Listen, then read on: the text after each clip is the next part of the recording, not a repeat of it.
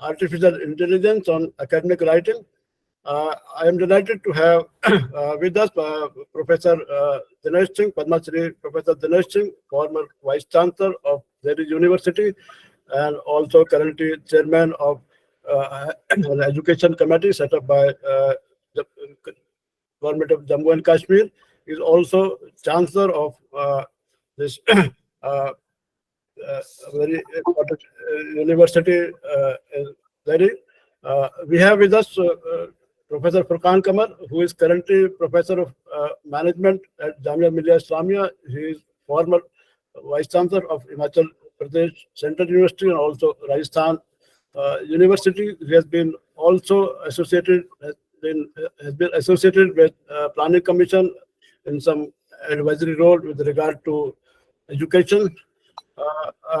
We have with us Managing Director of Balani Infotech, a premier and pioneering company in the area of electronic resources, Mr. Kailash Balani. And we have a very strong panel today.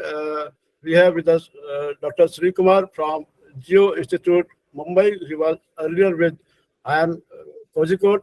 We have Dr. Rama Patnaik from IIM Bangalore, Librarian IIM Bangalore. Then we have Dr. Nabi Hasan from IIT Delhi. And we have Mr. Jayanna also. He is from industry actually, and he is currently managing a company, Drillbit, which is basically into plagiarism detection services. We have invited him because this AI is also posing some challenge of detection services. So we are going to have a panel discussion of about 1 hour. This is the format. And before that, we will be having, an inaugural address to be delivered by Professor Dinesh Singh. I had requested him to kindly find time from his busy schedule, and he has been very kind, as always, to accede to our request.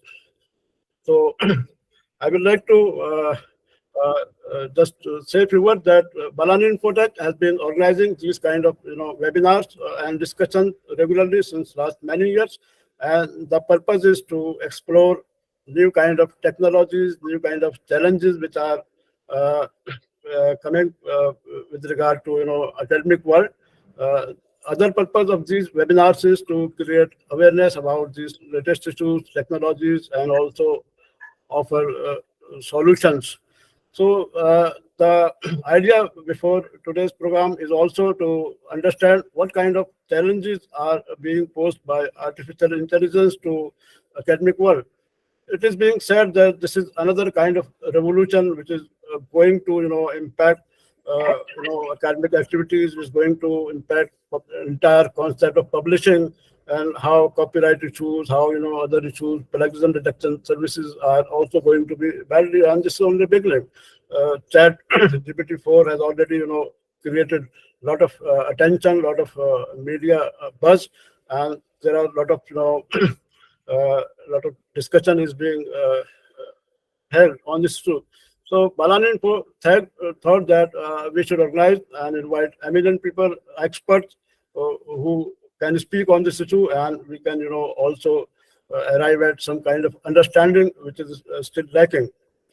So I am again thankful to everyone, and on behalf of Balani Infotech, will like to now request Mr. Kailash Balani to kindly address and give a welcome address and start the proceeding. Mr. Kailash Balani.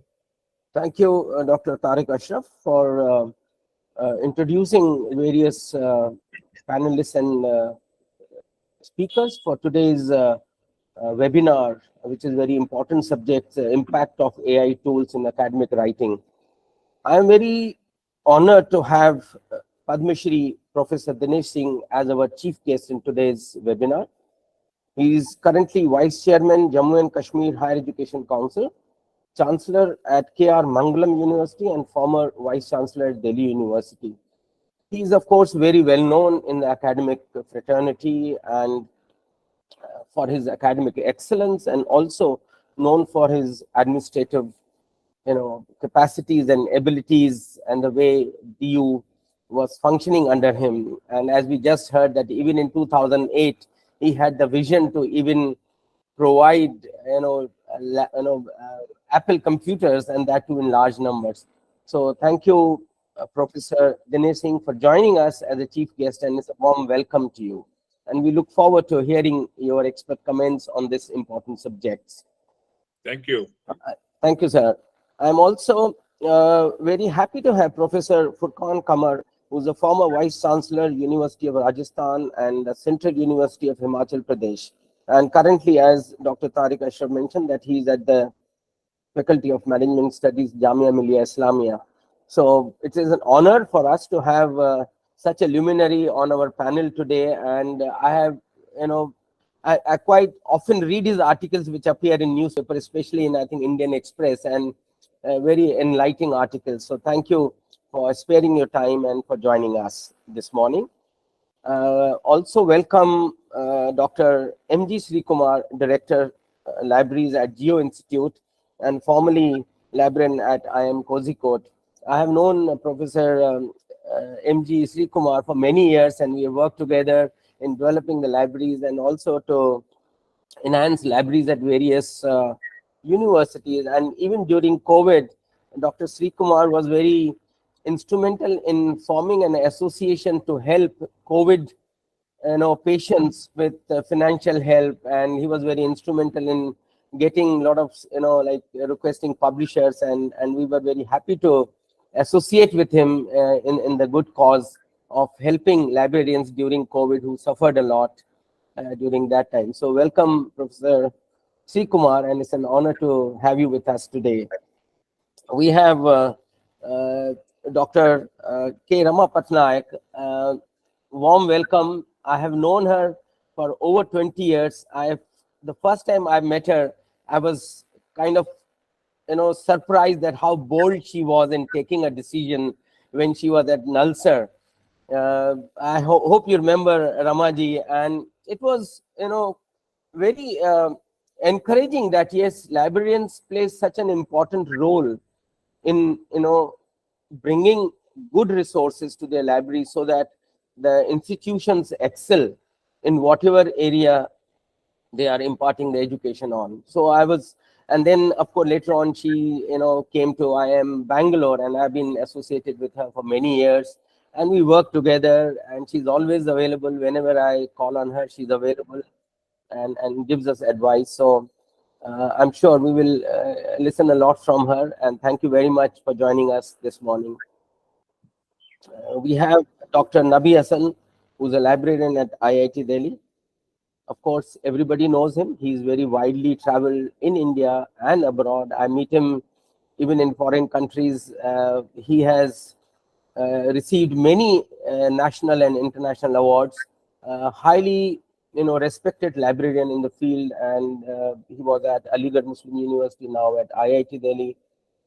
Whenever I seek an advice, I call him, and he's always available to help and advise us as a distributors, as resource providers. So I'm always thankful to Dr. Nabi Hasan for supporting this industry. And also, whenever we invite him to be a speaker at any library event or publishers event, he immediately says yes to that. So and it's a lot of learning from him. So welcome, Dr. Nabi Hasan. It's an honor to have you with us today, this morning. We have Mr. Jayanna Belawadi, who's a young engineer. He's an entrepreneur, and he thought of creating a plagiarism detection software maybe 5-6 years ago, because he found there is a gap, that there is nothing from India which is affordable and equally good to help the universities to fight the plagiarism menace. So over the years, he has developed this concept. And as I mentioned, that AICT has approved Drillbit as a good resource to be used at universities and AICT institutions. And today he's being awarded a certificate at Pragati Maidan. So congratulations, Jayanna. And I'm sure because he's into technology, he has a lot of insight into AI, because even as a plagiarism detection tool, they have to counter, various artificial intelligence technologies to overcome that and to give answers to that technology, how it can be used in academic writing. So welcome, Jayanna, for joining us this morning. Thank you, sir. Thank you. I also welcome various friends, various faculties whom I know personally, and also welcome many participants who have, eagerly, waiting to listen to experts today. And hopefully, I think there'll be a lot to take away from this webinar, which is a very of important kind of a subject which is being talked about. I will just take 2 more minutes because I read in the news there's a lot of talk about AI. Even recently, Arti Prabhakar, who is a science advisor to President Joe Biden, said that US and like-minded countries, including India, need to work together to shape the course of AI. And they roped in Google, Microsoft, Amazon to ensure that AI is not misused and is, it's used for public good. So I think that's a message we need to convey. Various countries, governments are looking at developing new legislation to deal with AI, because it can be a nuisance, it can be a positive thing also. There are people who misuse this technology. So I think governments are also thinking at bringing out new legislation and how it should be used for good. For example, China has already published interim rules to AI generated tools, and which will be effective from 15th of August. So countries are really working on it to really overcome any misuse of this technology. Also, AI generated content, including text, audio, video, images, may be watermarked in future, so that anytime I'm using Chat GPT or any AI machine to give me results, that content will be watermarked so that it is distinguishable between my research and what I've got from the AI tools. So I think that's a key thing to distinguish what is AI generated content and what is your own content. Even recently, Chief Justice of India cautioned against the technology and AI misuse. So there is a lot going on in this country to really safeguard the use of AI. Even Telecom Regulatory Authority of India has recommended India government and other countries to form global body on AI regulation to overcome deepfake technologies, and how it can reduce the cyber crime, which happens every 10 minutes in India. Frequency may even go up because we have more AI tools. It can happen every minute that somebody is cheated by fake deep technologies.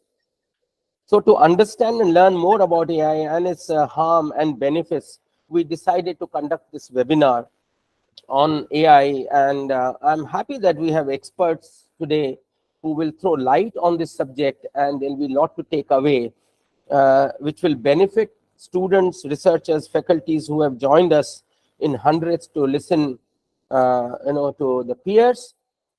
I think ultimately it is human mind and the intellect which is supreme, and not AI, which is created by the human mind and the intellect. So with these words, I close, and again, happy to welcome you all to this webinar, and I look forward to listening to all the panelists and all the distinguished chief guest from his point of view, who's holding such a senior position, and how his thoughts can guide academic writing, which is very of importance in India. So thank you very much, and over to Dr. Tariq Ashraf. Thank you very much. Thank you for joining us. Thank you. Thank you, Balani sir, for delivering a welcome address and giving your a very useful insight into this AI issues. And I believe this is going to be a very serious challenge for all kinds of issues which touch human life. And today's webinar is a wonderful opportunity for all of us to understand with more clarity. Of course, we have been reading these various kind of concerns and other issues being raised in different platforms.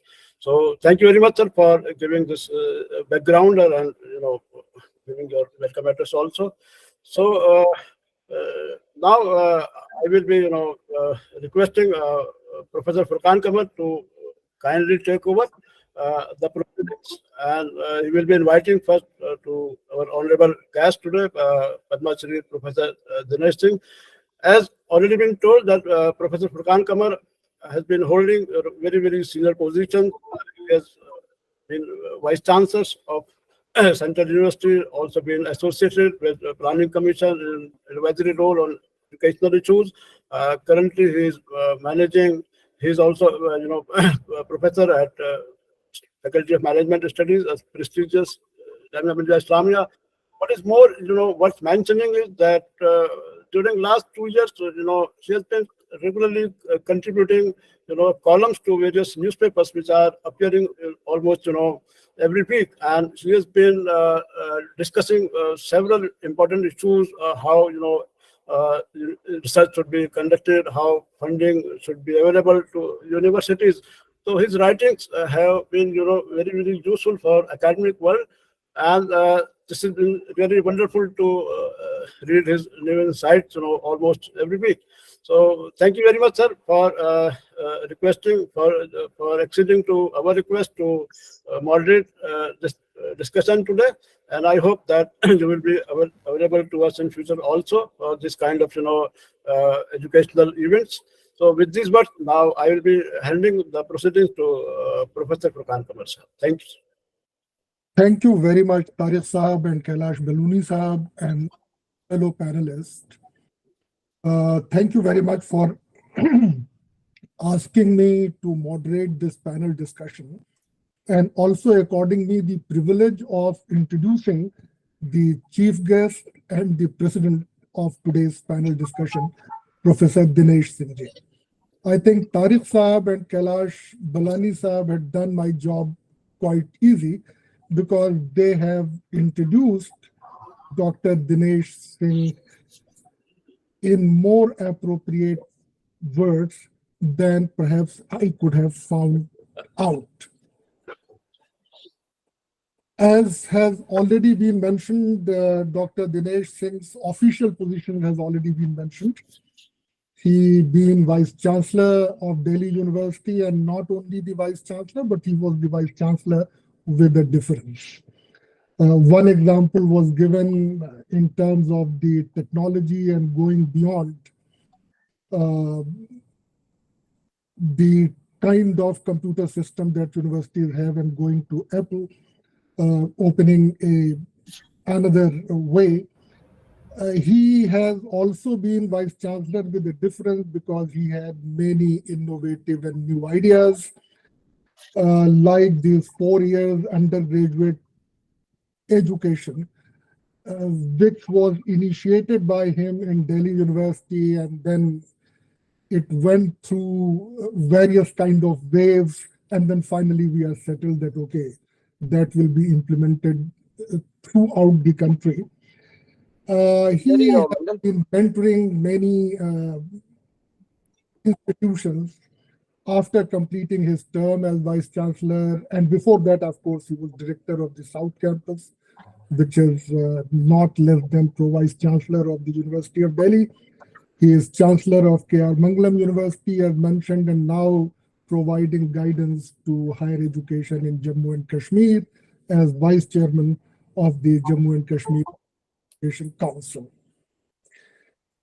Educated and trained for his PhD from the Imperial College of Science, Dr. Dinesh Singh is known world over as a mathematician, and not only as a researcher in mathematics, but also as a mathematic educator.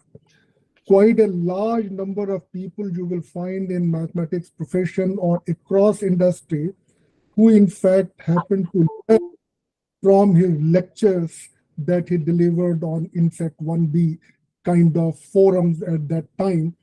And you could see the clarity of ideas and the concept that he has. And I'll congratulate you, Balani Saab and Tariq Saab, for choosing him to give the inaugural address, because whatever little I have read about artificial intelligence, what I find is that now the mathematicians are being called in to decide whether artificial intelligence actually has some intelligence or not.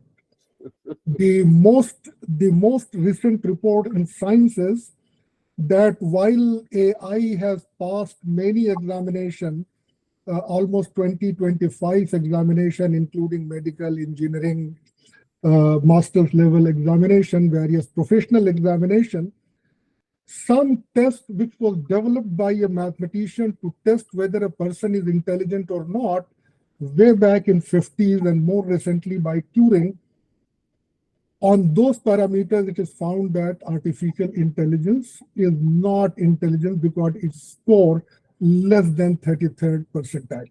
So I think we need a mathematician to clarify on these issues and to enlighten us on this subject. On a personal note, I think all of the people present here know Dr. Dinesh Singh, have met him in person. But those of you who have not had the privilege of meeting him in person so far, I must tell you that he being, I think, the tallest Vice-Chancellor, literally, and also poetically.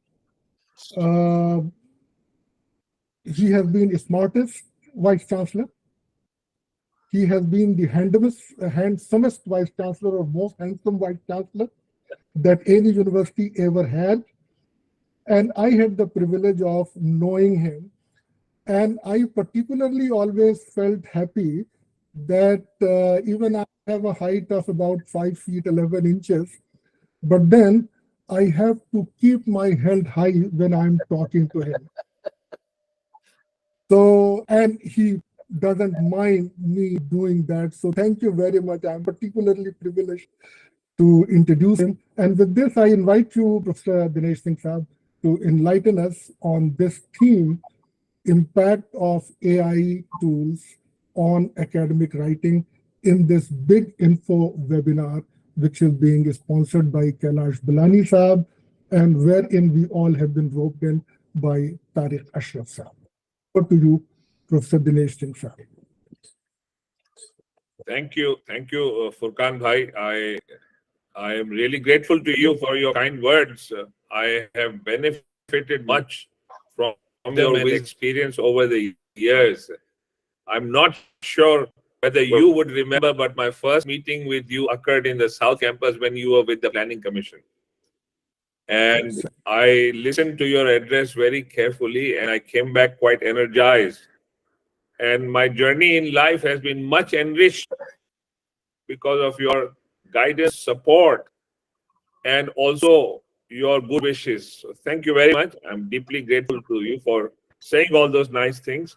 I'm also grateful to Balani Saab, who also was very generous in his praise. I am not sure how much I deserve this, but yes, it feels good when you hear very respectable, wise members of civil society talk about you. I'm not sure, as any married man knows, ki kahan akal hai. So I'm not very, but I'm thankful to you. And Tariq, my younger brother, he has been a companion in my academics for a long time, and I have benefited much. You know, as Balani Saab said, libraries play a big role. And Tariq was exceptionally devoted to maintaining an exceptionally well-organized library at the South Campus. And we were the first, one of the first in the country, and certainly the first along all the arms of Delhi University to bring in technology. We organized many things. I don't know if Tariq remembers that once we organized when there was no Wi-Fi, we had a radio link, and lectures were held in the North Campus, and students attended a lecture in the South Campus, and everything was recorded, and they were digitally empowered. Those lectures in psychology. And so Tariq was a huge support for me. So I'm delighted to connect again with him. Thank you. I have this title with me today, Academic Writing and Artificial Intelligence, or something like that. And like all of us here, I am also trying to get familiar with the subject. I really don't know what I can say, but I can share some of my experiences. And let me tell you, maybe you've noticed this. There is a journalist whom I know, is a reasonable journalist, and he writes some columns for some newspapers. And he's been sending them to me for the past 8 or 10 years. And they're okay. They're fine, and the language is okay. I'm no expert in any case on language, but suddenly in the last few months, I've noticed that the quality of his language, the grammar, the syntax, the way the words are being used appropriately has shot up exceptionally high. I have never had the guts to ask him, but I'm quite confident that he's taking good advantage of either GPT-4 or something like that. Because there is a huge qualitative difference in the style of his writing, the choice of his words, the way the syntax is organized. So I'm certain about that. And that speaks volumes. Because there's nothing wrong with what he's doing. It's always nice to be able to enhance your ideas. So the ideas are his, make no mistake. But then somebody polishes them. And that makes a big difference, the way you convey what you have to say. And essentially, as I have understood, platforms like GPT-4 are really about language. They're all doing other things also. But let me take you back in time. When we talk of artificial intelligence and academic writing, I want to expand. Presumably, you already have that in mind, but I want to expand the horizon to include any kind of academic writing or academic creativity. And my first encounter with artificial intelligence happened in 1986. I was in the United States, and I have a friend, mathematician, who showed me a program he had developed in mathematics. It was very sophisticated. And it was generating conjectures in mathematics. You know, as many great mathematicians have said, if you formulate your problem well, that's half the research. So if you have a vague idea of what the problem deals with, but if you can formulate it well, then you're already half there. And this software, it was called Graffiti. In 86, when I saw it, it was already giving out non-trivial conjectures. So these are really educated, data-based guesses on whether something is true mathematically or not. That's a mathematical conjecture. And I was profoundly impressed. This mathematician and I have been friends for a long time, since my student days. And so I track this, and I hold a position at Houston. So I go there every year. And over the years, Graffiti evolved to an exceptionally high level. The New York Times devoted in I think sometime in 95 or 96, a full-page article to what Graffiti could do. And some of the world's most important and serious mathematicians were trying to prove the conjectures that Graffiti was developing. And that gave me, and remember, computing in those days was nothing like what it is now. So already I could see, and if you could solve a Graffiti conjecture, you could become mathematically very well known. So it was quite a race for mathematicians to see if they could handle the conjectures. Now, the very fact that Graffiti could understand mathematics behind it, so it was really being, all it was doing was looking at hard inputs of data, huge amounts of data. And 86, I mean, computing wasn't so strong, but my friend was using really a Mac. But his code, the trick was to be able to write the code so well. And then over time, he was given a huge grant by the National Science Foundation, and he managed to get good youngsters to join with him. And so Graffiti went to a really high level. And I could see even then that computers are going to play a major role in the realm of artificial intelligence, where ordinary people like us can be part of the journey. And much later, I think sometime in 98, 99, something like that, I took a bunch of students from one of our public schools, 12th grade students, and I gave them a challenge. I asked them to look at prime numbers in the collection of all natural numbers. So I'm sure all of us know what are prime numbers, numbers that cannot be divided by any other number except themselves and 1. And those were the numbers that were sort of very important in mathematics. And I was wanting to see if these kids could do something. I didn't tell them what I wanted. I said, start looking at the way prime numbers occur amongst all natural numbers. So the natural numbers are the counting numbers 1, 2, 3, so on. Prime numbers are 2, 3, 5, 7. No one knows how they occur. The pattern is impossible to predict. But they are very important. And mathematicians have been trying to get hold of this. So I asked them to count how many prime numbers there are for any first n natural numbers. So I asked them to count how many prime numbers there are in the first 100, first 1,000, first million, so on and so forth. And I realized that these kids were really smart. So I told them to plot the graph. So count amongst all numbers how many there are prime, and then start plotting. So when you take the first 100 numbers, what is the number? Put it on the graph. When you take the first 1,000 numbers, how many prime numbers there are? Put that on the graph, so on and so forth. And when you draw the graph, I asked them, what does it look like? And then you know what they did? So they took and I told them this resembles a very well-known function already, the graph. And so they took a whole library of functions, plotted their graphs. And very soon they discovered that the graph that counts the number of primes looks like a very well-known graph, and they identified the graph.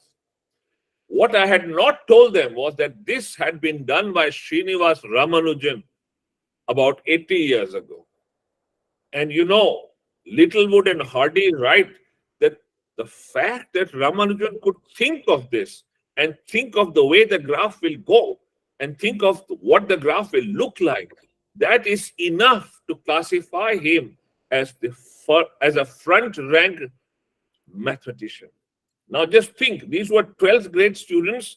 None of them were distinguished in the level at the level that Ramanujan was, but they took advantage of good code. What did the code do? It used simple artificial intelligence. It just started accumulating data on how many prime numbers there are in the collection of all natural numbers up to any size. And when you have large amounts of big data, then you can see through a machine things that we as humans ordinarily cannot. That's what those kids did. And those are also signs of artificial intelligence.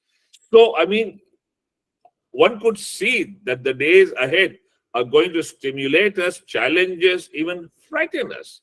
And I can see now when GPT-4 was launched, that it created a huge amount. I mean, we started with ChatGPT, and there was a huge amount of interest and excitement, and even a lot of worry. I remember a professor at my university, University of Delhi, from the social science. He called me up, and he said, it looks like we are all going to be redundant. He was genuinely worried.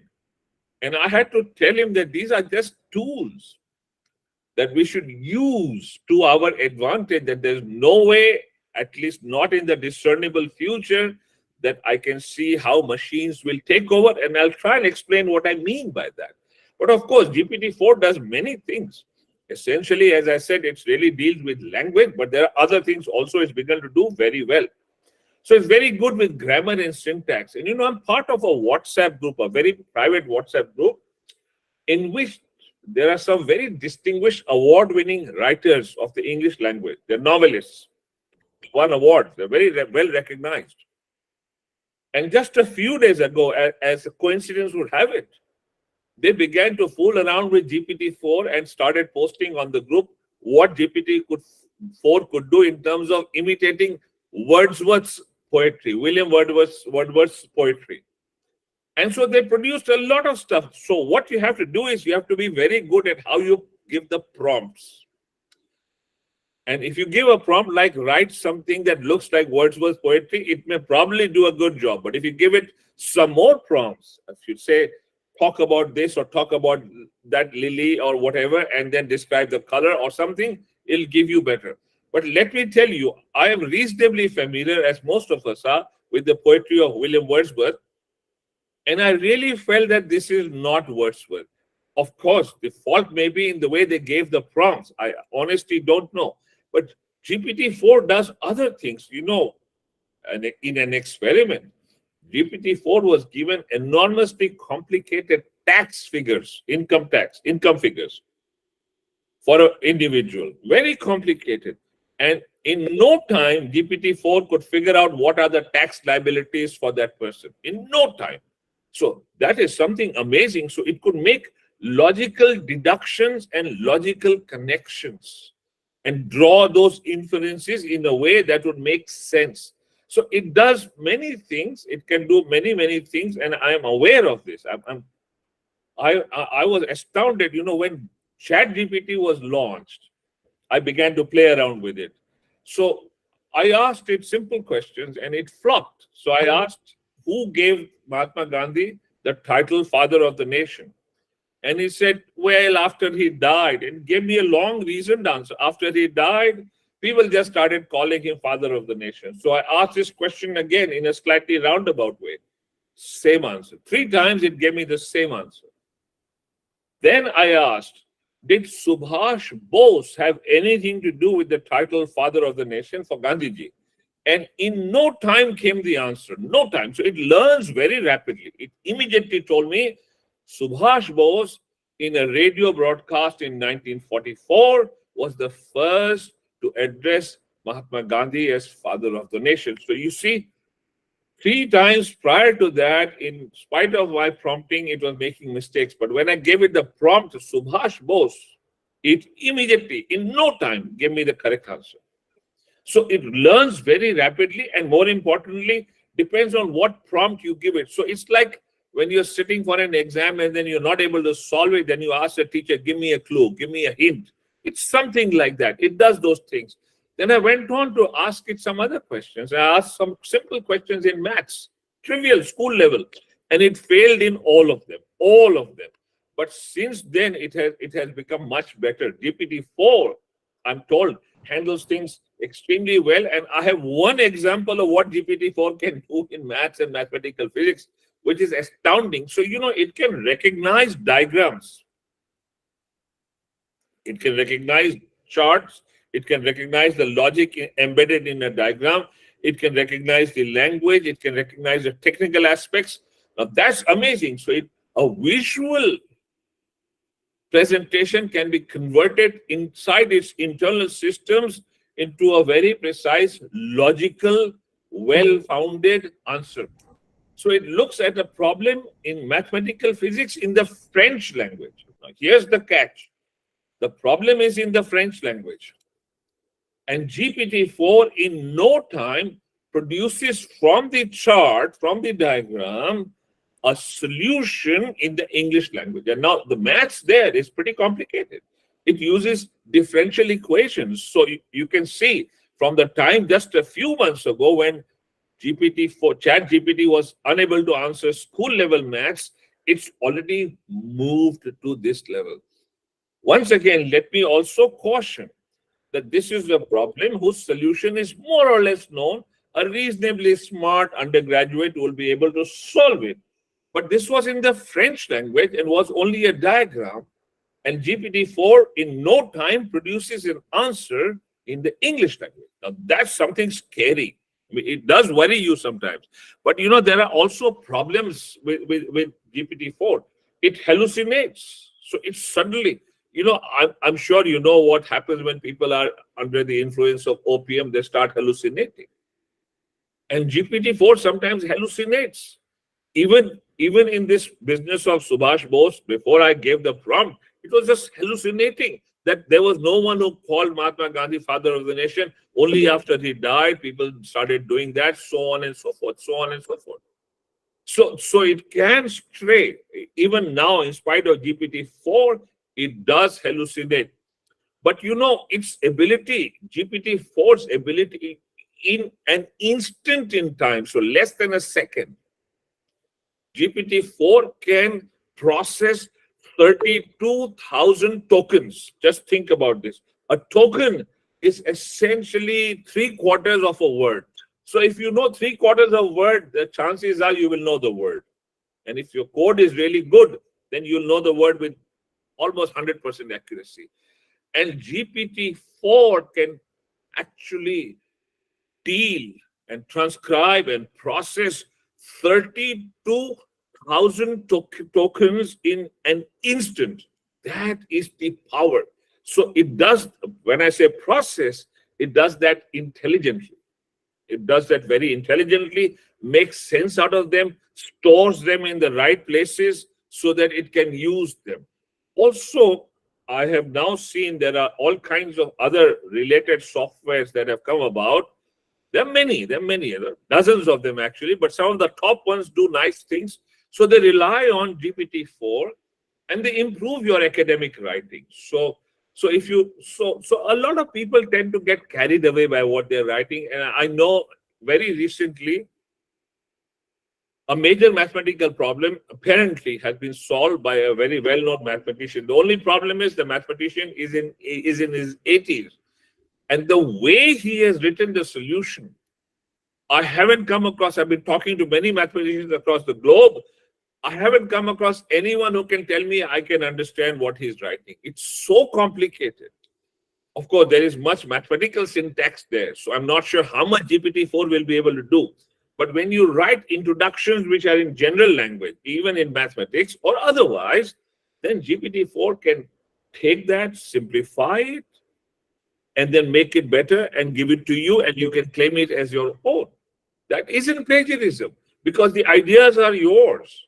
All GPT-4 does is it rearranges, it simplifies, uses words that are easier to understand, but say the same things that you want to say. And that makes a huge difference. So it's really good at that. And people are using it to great advantage. But my thing is, honestly, and I'm not claiming that I have any great hold or, competency in the choice of words in any language. But what little I have understood, I have read some great mathematicians, forget other people, forget Shakespeare. Incidentally, the one thing I like about GPT-4 is that it simplifies and uses simpler words. If you look at Shakespeare's vocabulary, it was very limited. He did not use flowery words. He did not use complicated words. In Hindi, there is a saying, Saralta mein prabhuta hai. There is divinity in simplicity. You will find that in Shakespeare. You will find that in Tulsidas. You will find that in Ghalib. Ghalib first started by writing in Persian.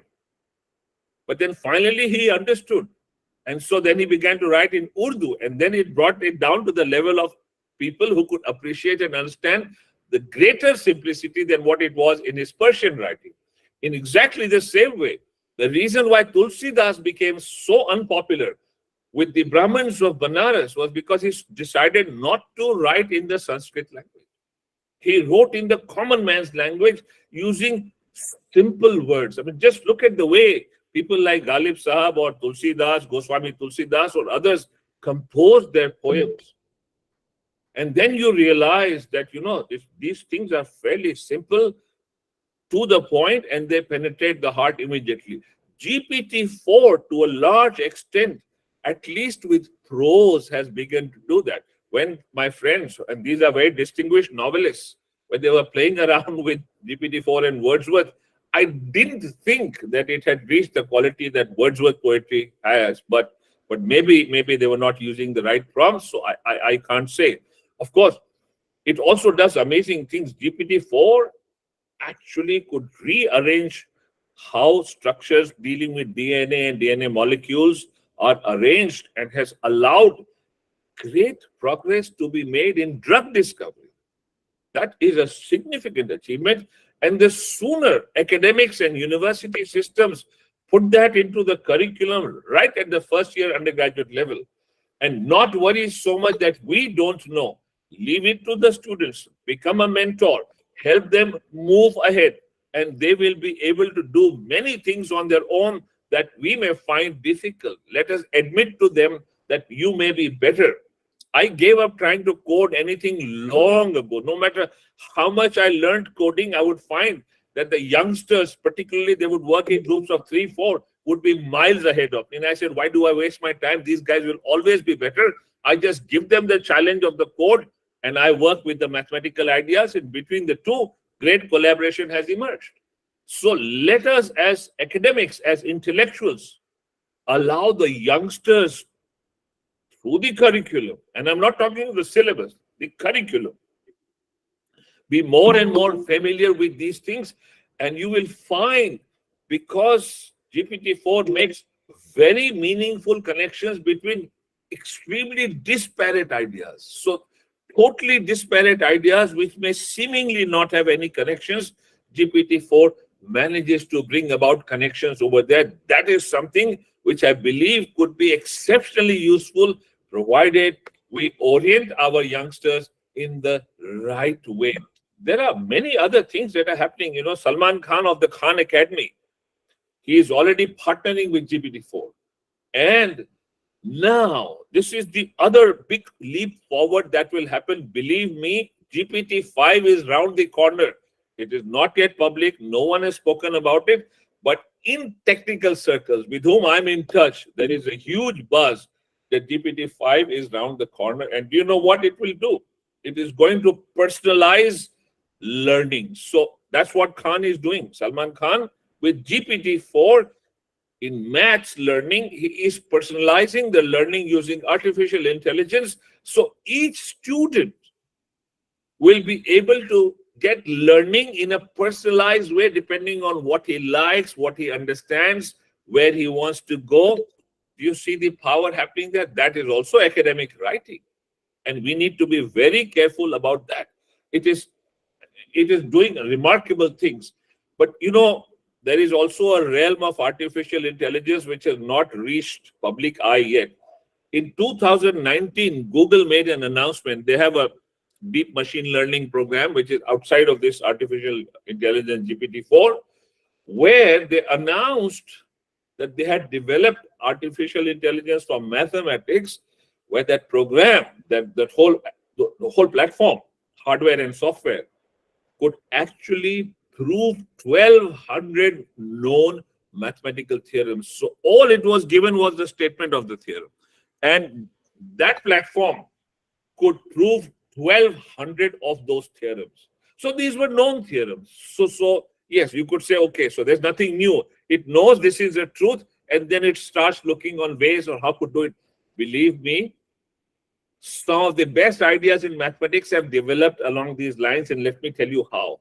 So when Ramanujan made that discovery that I told you about a while ago, that was complicated. The proof was enormously complicated. Over time, with the same truth, known as a truth, has received much simpler ways of proving things. That excites youngsters because they're able to quickly get to the heart of the matter and find other connections. So even when you can prove a known theorem in your own way, it makes a huge impact in mathematics. But more importantly, even as you and I speak, mathematicians at the University of Oxford, Google's own artificial intelligence team, and people in Australia, I think at Sydney University, have together managed to get the same platform to discover and prove new mathematical theorems. Now look, if an artificial intelligence platform can discover and prove new, fairly important mathematical theorems, then we all need to sit up and take notice. I really don't know where this will take us, and I am no expert. I'm trying to grapple with all its ramifications, and maybe this will be a huge help for us. When computers were coming into India, I remember this way back when railways introduced computerized reservation. There were many in my university who were opposing the idea, saying this will lead to joblessness, this will lead to this or that. It hasn't happened. When calculators and then computers have been used for making calculations, the way Ramanujan used to do in his head, and maybe even beyond, in the beginning, people said, you know, people's minds will become lazy, they won't be sharp. Mathematics has benefited, physics has benefited. Even molecular biology has benefited with those kinds of computations. So I wouldn't worry too much about that. There are just two things I want to say because I'm a romantic at heart. You know, much as I've seen and played around with all these things, I still don't think that GPT-4 or even GPT-5 can reach the depths of the way Einstein was led to depths of thinking and knowledge that allowed him to discover general relativity theorems with gravitation. His general relativity. It was amazing. Even Einstein could not explain properly what led him to general relativity. Even he could not explain. And I'm not sure if GPT-4 or 5 or some other systems like this have already reached anywhere close to that kind of system. Or for instance, you know, I wonder, will it produce something, you know, Faiz Sahab ki badi well known hai ye, kalam unka, गुलों में रंग भरे बादे नौ बहार चले चले भी आओ के गुलशन का कारोबार चलो. Just think about this. Somehow मेरा दिल नहीं मानता है कि GPT-4 इस तरह की पोएट्री लिख पाएगा या तुलसीदास के जो शब्द थे, धर्म हेतु अवतर हूं गोसाई मारहु मोही ब्याद की नाही. Just look at the way Bali asks Ram, why did you kill me like an ordinary hunter? You're supposed to have taken avatar for the benefit of mankind and to establish truth. Why did you do that? But in such simple language. I don't know. Look at the feeling, the sharpness of the dialogue, the way it is being presented, both in what Faiz Saab says or even Prasad, you know. ले चल मुझे भुलावा देकर मेरे नाविक धीरे धीरे जिस निर्जन में सागर लहरी अंबर के कानों में गहरी निश्चल प्रेम कथा कहती हो ले चल मुझे बुलावा देकर मेरे नाविक धीरे धीरे. I am somehow in this, as I said, I don't know if they will reach that stage yet. And let me just end with a true joke. So, you know, I collaborate with mathematicians abroad and we send our mathematical ideas through Gmail for a long time. There's a technical term I use called operator. We deal with the theory of operators or operator theory. And so the word operator occurs a lot in my emails. And when I had first started collaborating, I realized through email, after a while, you know, Gmail would bombard me with a kind of message. Dinesh Singh, we have the right job for you. Of course, I didn't give a damn. But, you know, once when I was Vice-Chancellor, and I was still collaborating deeply with my colleagues abroad, one day in a fit of idleness, I said, let me see what is it. Maybe I don't want the Vice-Chancellor's job. What will they give me? So I opened that email and believe me, it says, Dinesh Singh, the right job for you, desktop operator, 15,000 rupees. So artificial intelligence can make mistakes. Anyway, thank you very much for this patient listening. I'm honored and delighted to be part of this group here. Thank you very much. Thank you, sir. Thank you very much. It was Thank you. wonderful insight into, you know, and the way you presented, you know, mathematics through mathematics. I think it's a very enlightening, yeah. And I think, at least in my case, I had not thought of that, and I think it was learning for me also. So thank you, Professor. Thanks a lot. Thanks a lot. Thanks a lot. Thank you very much, Dinesh ji. I think they have recorded this talk. Yes. And I would suggest to Kailash, Balani ji and Tariq Saab to copy and paste this transcript of your lecture to GPT-4 to give a summary to see how intelligent is the GPT-4 to understand extremely intelligent lecture. Sure. Dinesh Singh. We'll do that, and we'll report to Professor and other attendees. Yeah. Thank you.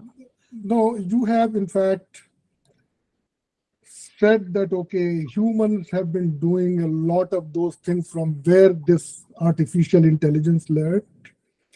And then you explained all the possibilities and you suggested the immense opportunity that this ChatGPT offers.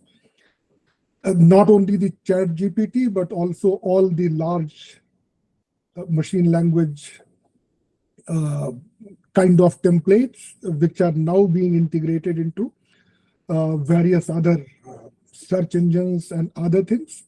And then finally, at the end, you say that it may have to take a very, very long time to actually present itself like a human as far as the emotions and the feelings are concerned. In fact, to some of my colleagues, and many of us are in fact still using the free version of the GPT-4 and ChatGPT. So we don't know what are the possibilities with the paid version. But then the ChatGPT is also a very smart tool. For example, one of my colleagues, I mean, the moment he discovered this, the very first question he asked, because he dabbles with the stock market, that, okay, is it desirable to invest in the shares of this company? And he gave some prompts and some data to prove this point. And this artificial intelligence is smart enough to say that as a language tool, I'm afraid I'm not competent enough to give you advice on investment decisions. But still it gave some advice, but with the caveat that in case you suffer some losses, don't hold GPT responsible or AI responsible. So it is not only that it is intelligent, but also it is apparently smartly intelligent. So I think we will be, the panel would be deliberating further from their point of view and from their perspective. And I assume, Dinesh, that you would be staying throughout and preside over this panel discussion. I'm here. Oh, great. Thank you very much. So maybe at the end, you will also get another opportunity to perhaps summarize or modify or moderate the position that these panelists take. So I'll go in the same order in which the name of the panelists was given. So very first person is Dr. M.D. Sreekumar. He been librarian of IIM Code, and now he is with the JIO Institute. Kumar Saab, as we had discussed, maybe each panelist could speak for, say, 3 minutes. Yeah. 3 minutes is a precise number. And then after one round, we can have some discussion around the various ideas that emanate out of your presentation. So, Dr. Sreekumar. Thank you so much, sir. You can hear me now? Very well. So at the outset, I would like to thank Professor Dinesh, sir. It was so exciting to hear, so insightful, thought-provoking, and it really unleashed the potential that GPT, the generative AI technologies can give. So thank you so much, sir. With that note, we will start.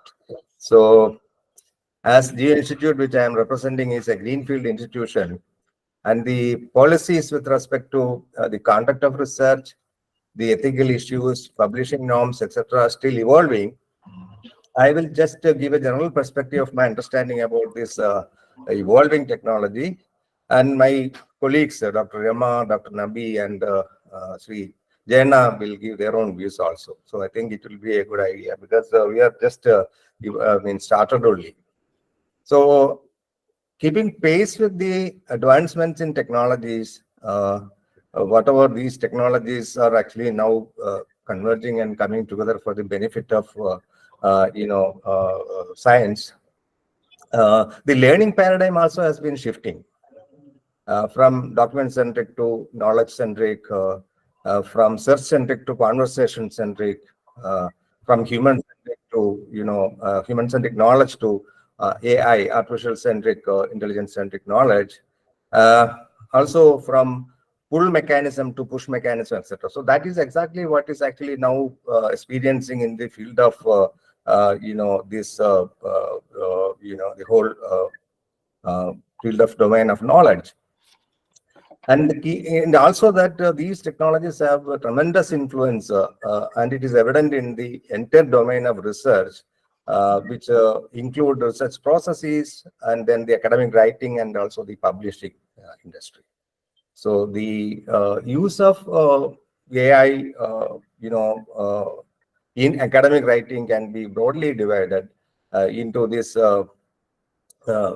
those technologies which assist others writing, as well as those which are used to evaluate and assess the quality and validity of the work. So we know that natural language processing tools are there to, I mean, they're generating human-like languages, as Professor Dinesh was mentioning, and they can assist others in writing and preparing manuscripts. There can be a lot of arguments, there can be a lot of debate on this. They are being accepted, they are being used, and there are numerous observations. Where is it going? Where is it heading, etc. So that will keep on, happening. But at the same time, I think this will continue to be embraced by the society at large, or the others at large. And then the kind of plagiarism detection softwares or similarity checking softwares and automated peer review platforms, etc., are assisting the reviewers and editors in evaluating the quality of the manuscripts. And then these platforms are also, they can quickly and objectively evaluate large numbers of manuscripts, which ends up in productivity and efficiency in the publishing industry. So undoubtedly, we need to embrace these technologies. Needless to say, there should be checks and balances in this whole activities. The most important thing, the questions that we need to ponder at this juncture, especially what we have heard from Dinesh sir and also Qamar sir, what are the challenges and the opportunities AI brings to scholarly writing and publishing? That is the number one question I think we need to seek from this panelist. And then how do we proactively address and accommodate this phenomenon? And what more can we expect?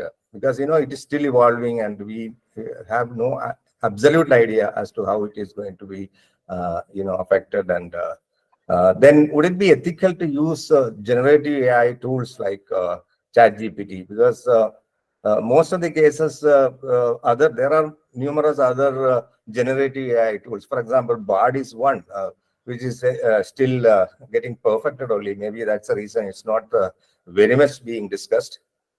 So that these kinds of tools can, used to write reviews or review scientific articles and scholarly journals. That is another question. So would it be ethical? So then how effective are these applications that are used to track the text prepared with the help of these chatbots and how they can be improved? And then the most important question is how do we acknowledge the this authorship which is actually created by using these chatbots? So that is my opening remarks, sir. Thank you. Thank you, Professor Sreekumar. You have again pointed out that what are the challenges that this technology is posing as far as the academic teaching and writing and learning is concerned, and then what could be the possibilities. I think we will revert back to many of these issues. Coming to Dr. Rama, who is librarian at IIM Bangalore.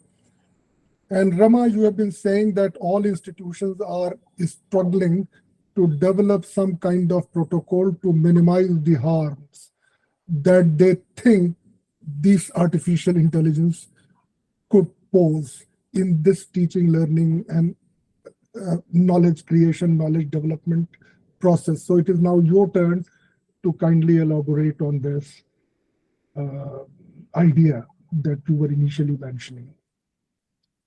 Thank you, professors. I hope I'm audible. Yes, you are. Yeah. So good morning to all of you. And as you are saying that, as you have asked me that institutions are challenged. I mean, the ethical or integral role of institutions are challenged with these AI tools. I just confine my discussion on what we are doing and how, as a librarian probably, or as a library professional, how we can assist in the academic writing and use of AI tools. I think we also have used many of the trial versions of summarizing tools in the past. And what I was told in our institute, since IMB is a very research-focused institute, that students, doctoral students especially, are not to be encouraged to, use any kind of summarizing tools. So it was like taken as something which has to be built in within the doctoral students, as to read, write, and summarize on their own. But given the literature available on specific topics, again the question came that to whom it should be encouraged, to whom it should not be. So when this was launched, the ChatGPT was launched, I think we, at our Dean programs level, we came up with a policy that absolute abstinence to discourage the use will not help anyway, even whether we like it or not, whether we have plenty of resources in library, but still students and faculty, the first point of discovering a resource would always be Google or Google Scholar or Wikipedia.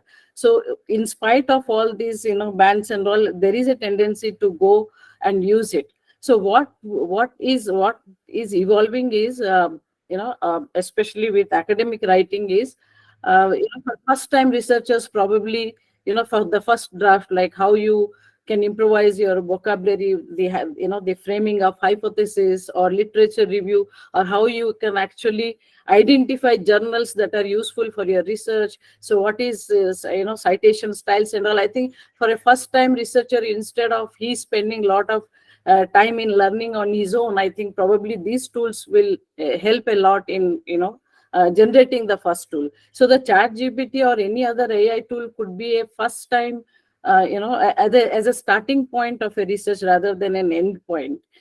And having said that, I think when we talk about ethics, I think the ethics and the plagiarism and all are so discipline specific. For instance, if you take humanities and social sciences, I think every institute should have an ethical board, as far as what are the various milestones in research process can be judged as ethical from the ethical perspective. I think I also came across a lot of articles in Nature. I think one author has submitted an article in Nature where he has mentioned ChatGPT as a co-author of the particular article. So there were 4 such instances where the editorial board received such kind of papers where they identify that, okay, this text is generated by AI. I didn't have time, and then he's a collaborator in terms of processing the language text, especially with the reviews of literature. So the potential use of of ChatGPT or maybe artificial intelligence in disciplines which, as Professor Dinesh Kumar was saying about mathematical modeling or processing large texts of that we also use text and data mining a tool for doing research. So for a human, are we not using CAGDAS softwares to know the patterns of text and data mining abilities? So I think for the text and data mining abilities, for huge quantitative data or even the qualitative data that is collected through interviews or any other means like audio recording and all, the pattern can be identified easily by AI. So I think the ethical use of AI, if it is declared in a research, I think it will not pose any challenge. Probably as more and more tools evolve, we will get to know. I know I have also used many of these AI tools. I just wrote a query and I said, create a PPT on what services IMB library provides. It went to IMB library website and created some 11 slides on what we give. But it also gave that this information may not be completely correct. You have to go beyond the library website or whatever presentation that has been created. So when we talk about the ethical perspective of research, I think integration of these tools is encouraged to know the difference in results, especially when we use ChatGPT, what results we are getting, and when we are using our own critical thinking and our ability to summarize or grasp the content from research articles. Compare these and see where you are. I think once we do it in a proctored environment where we don't give assistance of any tools, and then when we remove and allow the students encouragely to use AI and see the difference, and then they can themselves ascertain that the potential dangers or benefits of using the AI tools. So at our place, we are not completely banned, but we have asked, I think, the students to encourage, disclose whichever text is actually generated by ChatGPT. But for doctoral students, it is still a no-no, and any kind of AI tools in the first years of research is still discouraged. So I think as we discussion yours, probably I will share some of the instances which might be useful for this panel to discuss beyond this. Thank you. Thank you, Dr. Rama. I think there were large number of publications with ChatGPT as co-author, and many journals accepted them. But then they came up with guidelines, and some of the prominent book publishers that, okay, you could use these generative machine learning languages, but you could not give them the authorship. So now they are gradually encouraging or prompting people to embrace this technology in your writing. But I think this is one part that, okay, people are using this technology to improve their language, as Dr. Dinesh Singh also pointed out with the examples of his journalist colleague. But then there are also a lot of computational work being done through this technology. So like asking it to develop codes, like asking it to develop a predictive model by giving them the data. And if somebody had done analysis and prediction based on model developed by this artificial intelligence, I think it deserves to get an authorship going by the original protocol of authorship. But anyway, we will come to it later on. Now we come to Dr. Nabi Hasan Saab, and as Kailash Balani just said, a very, very respectable librarian in the country, and not only in the country, but known across the world. Nabi Saab, Dr. Dinesh Singh was speaking, and he said that, okay, by implication, he said that maybe in terms of poetry and emotion, the ChatGPT may still lack. But when it comes to technical writing, perhaps it will outsmart the humans. Now you are presently librarian at IIT Delhi, where most of the people are doing technical writings. So what is your take on this technology? So thank you very much, Professor Furqan Saab. When you was Vice-Chancellor in Central University of Himachal Pradesh, I was also in the same district. I was in Himachal Pradesh Agriculture University, Palampur. Yeah, I worked there for 13 years. Unfortunately, I could not meet you because those were your very busy days, like lot of inaugurations and Bhumi Pujan and all those things were happening. So thank you, Balani Infotech, for giving us the opportunity. In fact, we have also, like Dr. Rama Patnaik, we have also explored few of the AI tools in IIT Delhi. And when these tools were discontinued as trial, there was a lot of hue and cry from the students. So student making a lot of hue and cry because people think that the students of IITs, older IITs are really good.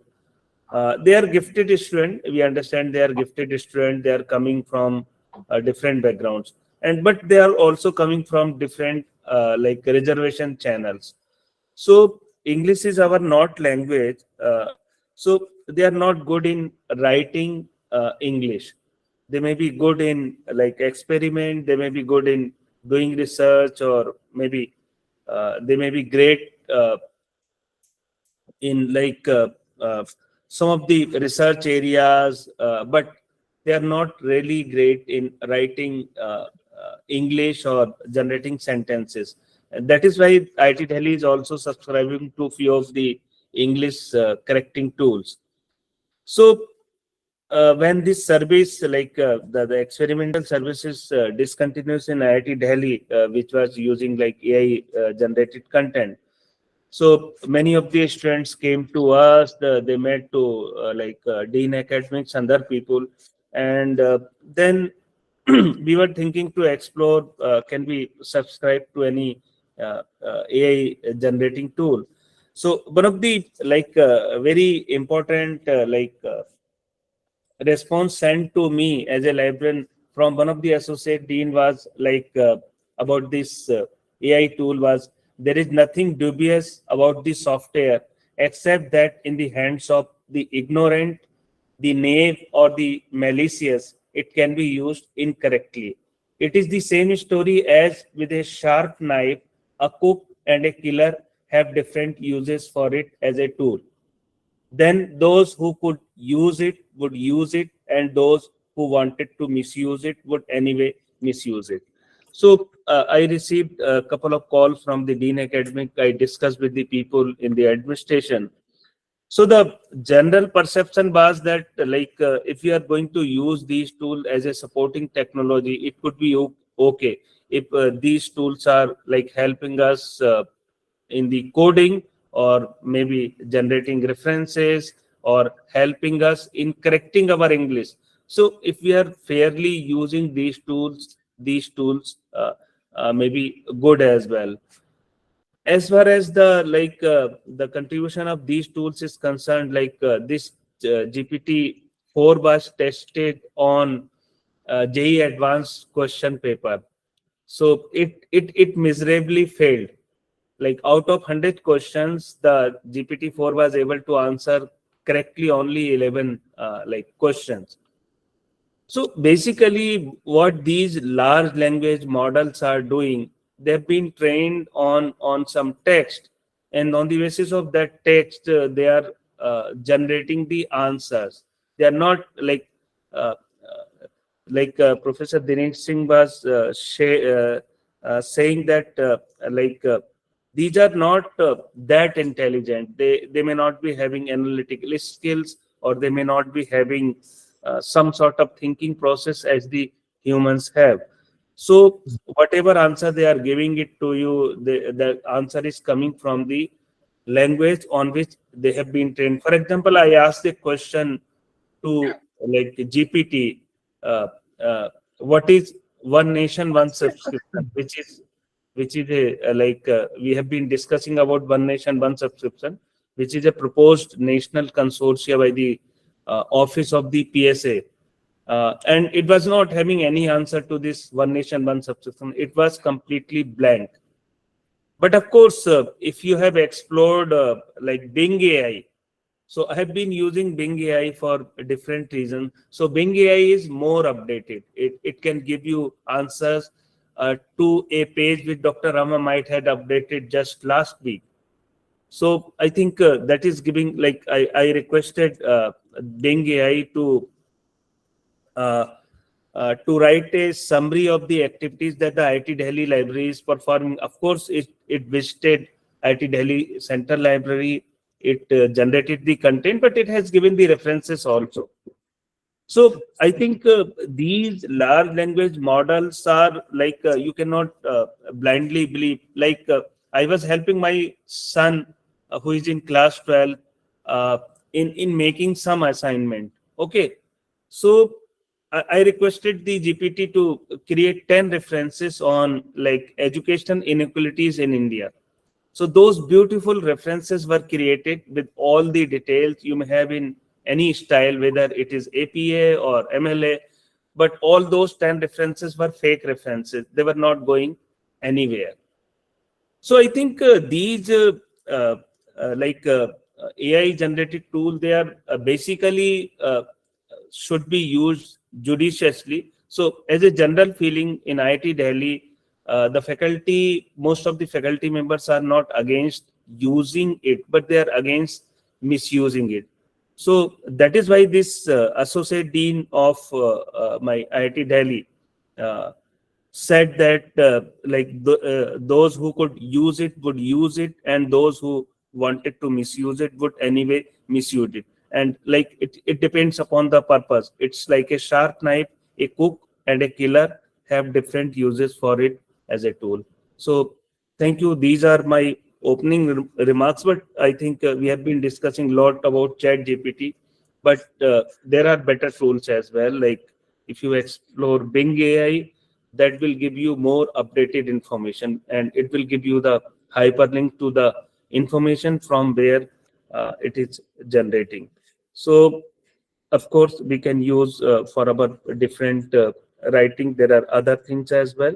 And we have been exploring many AI generating tool like ChatGPT or Quillbot or Paperpal or Jasper AI or Pro Writing Aid or Writeful. So as a library professional, I think we have to learn more, because there could be a query from any part of the institute. So we are training ourselves like these large language models are training, and we are trying to have as much information about all these tools as possible, and we are trying to assist our students and the faculty members how you can avoid misuse of these tools. But as of now, we do not have any policy. Thank you. Thank you, Nabi Hasan Saab. I think you indicated another possibility that these AI tools are also could be as smart as human beings by creating fake references and by generating fake summaries of the ideas. And also pointing out that the ChatGPT and GPT-4 are not the only one, but then there are other things which are integrating AI technologies. So you cited the examples of Bing. One question that I would come to you afterwards, we had thought that the opposition to AI would come from academics, from the scientists, from others. But interestingly, most of the oppositions to AI has come from the big information technology companies themselves. What could be the reason? Why are they feeling threatened? Do they know a lot more than what we know sitting outside, and therefore they are feeling endangered and threatened? Or there is something more to it? Now we are coming to our fourth very important panelist, Dr. Jayanna Belwadi. Dr. Jayanna, initially when this ChatGPT came in, so people would give some problems, some questions, and it will create an essay of 500 words or 600 words. And then when you read those essays, you could make out that this is probably written by the AI tools, ChatGPT, because the language has a set pattern. There are certain phrases which will recur in them. But then the humans are also becoming smart. So some of our colleagues, they said that, okay, they generate a text using GPT-4. Then they run it through Quillbot to paraphrase it. And then they pass it through the Grammarly. And after that, the text that is available looks like very real, very original, as if written by human being. Now you are into the development of anti-plagiarism software. So I think you would like to enlighten us, that is your tool trying to go beyond what other existing tools of detecting plagiarism are available. And also you may want to tell us that this AI, since it copies, learns, summarizes, and writes, so it should also be possible for this artificial intelligence to have a built-in provisions for doing the plagiarism test, that any text which is uploaded on it, and if you ask the question that do you think that it has originalities, or is it copied or hacked, what is your take on these issues? Dr. Thank you, sir. Yeah. Thank you, Furqan, sir. I think I'm audible. Yes, you are. Thank you, sir. Good afternoon, all of you. I would like to thank Balani Infotech for organizing this event and giving us an opportunity to be part of this panelist. Since our topic is on impact of AI tools in academic writing, I am representing Drillbit plagiarism software company, and we are the first people to get queries when ChatGPT is launched, how plagiarism software companies will encounter this ChatGPT or AI generated content. Because we were handling only the similarity check, text similarity matching concept. But suddenly, when ChatGPT was launched, it is expected, or it was assumed that most of the students may use this ChatGPT in writing their assignments or thesis or dissertations. So we are the first people to get questions from many industries saying that how do you encounter this ChatGPT content. So again, it was a challenge for us to take up this matter because this was also new to us. Since even though we are a software company, but AI detection or a ChatGPT content detection, it was new to us. So then we waited for 2-3 months to understand how ChatGPT is going to work or how it is generating the results. Because many people said that it is writing like humans. It may write using standard words, or it may use complexity in the writing.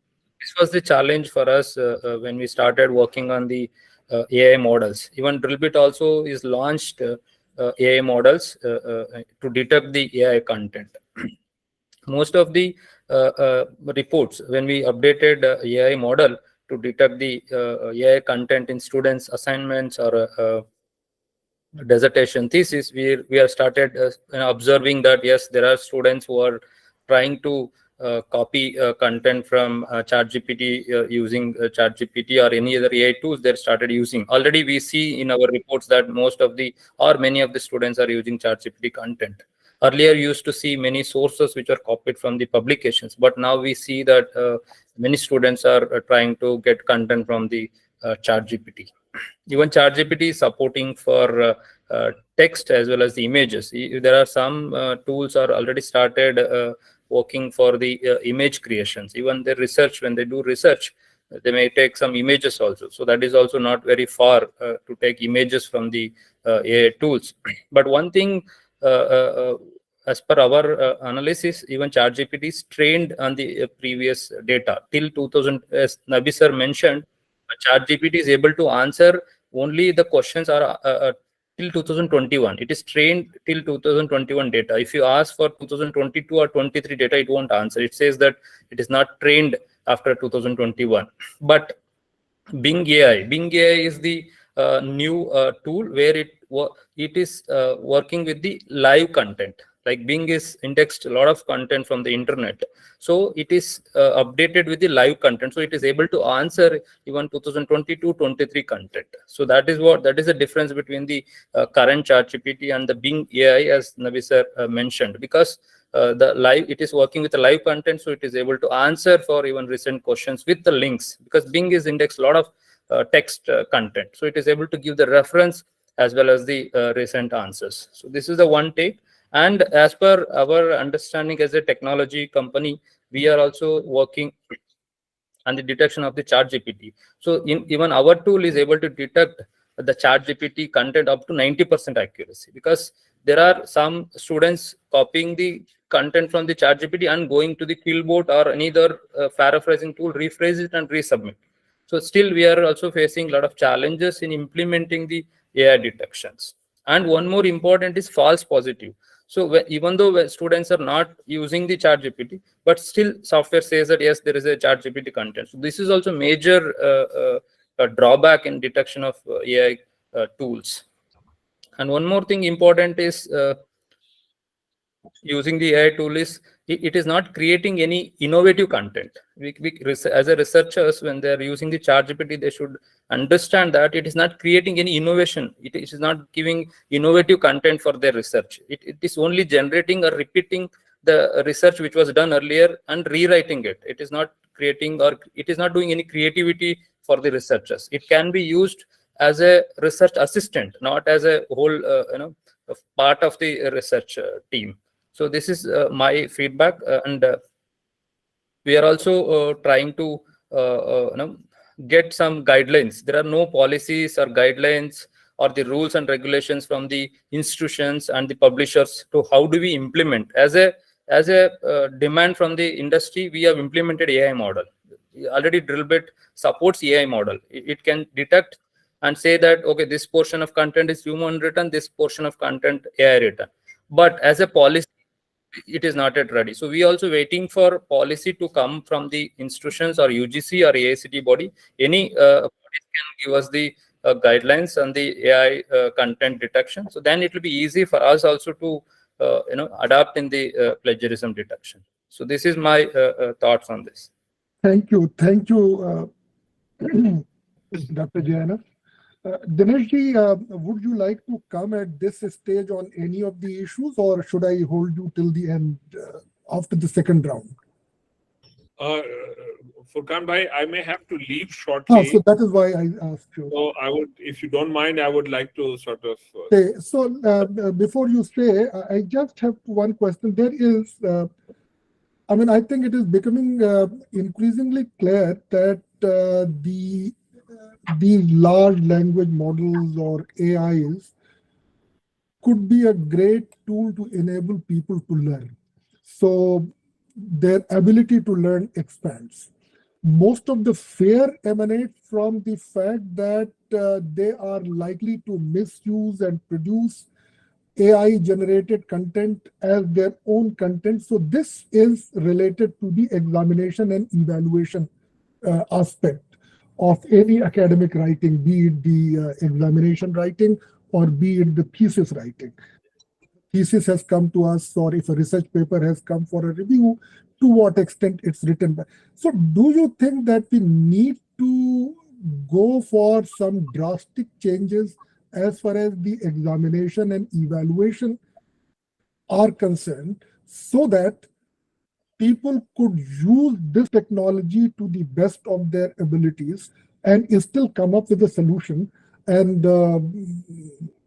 so the way we ask questions, do you have, I'm sure that you must have applied your mind to this dimension. Over to you. So, Furqan bhai, the challenge is not so much in worrying whether this gets misused. All systems that have to do with humans are forever being misused to some extent. Right? This has happened since the moment history began. And let's not get bogged down by that. My thing is that we of the academic fraternity or the scientific community or generally those who are involved in creative processes, they must come up with challenges that will challenge systems like GPT. And that will lead to all-around advantage. So, next time Tariq Bhai decides to organize something like this, I would say that in advance, you should circulate amongst research scholars and undergraduates and even school students to give us their personal experiences of what they do with artificial intelligence systems. And then you sift, and you could even announce a kind of reward for those that come up with good creative uses of that. And then they could come and talk to us about this, and there would be much we would gain in terms of what are the challenges we could pose as challenges for GPT-4. And that, I think, will take us forward. And I honestly, let me just say that it is up to us how we use it. I repeat this all the time. This business of drug discovery, they just completed this work. I'm forgetting the details. But GPT-4 completed that in no time, and humans were struggling with it for a long time. This business of some kind of drug discovery, it's bothering me now that I can't remember the details, but this is a fact. And I learned it from the director of the Indian Institute of Science, Bangalore. I was with him just a few days ago. And he told me that it just completed that in no time. And humans have been struggling for. So it does creative things. Make no mistake. Make no mistake. It's the way you put it to use. It's creative in many, many ways. For instance, GPT-4 now writes code in no time, which is pretty accurate. People like me, at least, who don't know how to write code in Python, stuff like that, now can get GPT-4 to write code just like that. And writing code is also a creative process. You need to be logical. You need to have the right algorithmic processes, stuff like that. So I really believe that this is an opportunity. you could call it a double-edged sword. I don't even think it is a double-edged sword. Let's just look upon it as an opportunity. Artificial intelligence has been around for a long time. As I told you, 86 is when I first saw graffiti. But then there are so many other uses. When you use Google Maps as artificial intelligence, and it does thinking, it is creative. The moment you get stuck in a route, it gives you two alternative routes. That's being creative. For us as humans to figure out which is a better route if one route is jammed will take us eternity. How will we know where the traffic is? How will we know which traffic is moving faster or slower? But this tool does it, and that's also creative.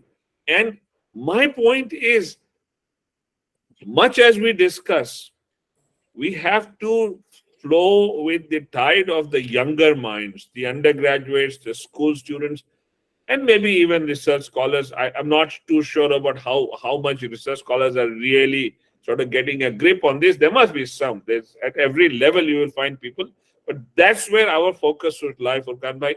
And India needs to wake up to this challenge. And there's one other thing I forgot to mention in my talk, that quantum computing is round the corner. It's almost done. And India has a long way to go when it comes to quantum computing. Right now, the government has set up a task force with a budget of 5,000 crores or something like that.